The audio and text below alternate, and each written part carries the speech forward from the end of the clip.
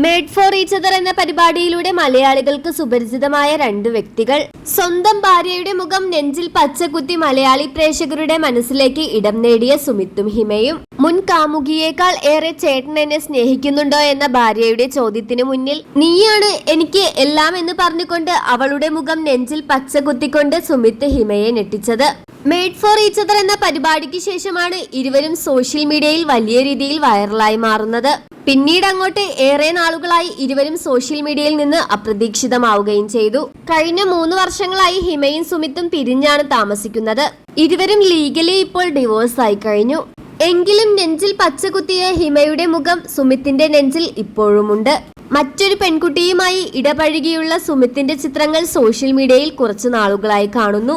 ഹിമയുമായി പിരിഞ്ഞിട്ട് 3 വർഷമായെന്ന് അവർ പറഞ്ഞു. പിന്നെയും എന്തിനാണ് കമന്റ് ബോക്സിൽ വന്ന് ഹിമ ഹിമ എന്ന് ചോദിക്കുന്നത്?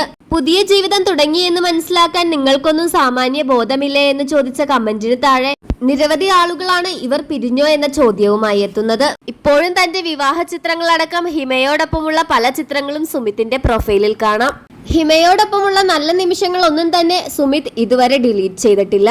ഹിമയുടെ ഒറ്റയ്ക്കുള്ള പല ചിത്രങ്ങളും ഇപ്പോഴും സുമിത്തിന്റെ പ്രൊഫൈലിലുണ്ട്. അതുകൊണ്ട് തന്നെ ഇരുവരും പിരിഞ്ഞു എന്നുള്ള വാർത്ത ആർക്കും വിശ്വസിക്കാൻ പറ്റുന്നില്ല.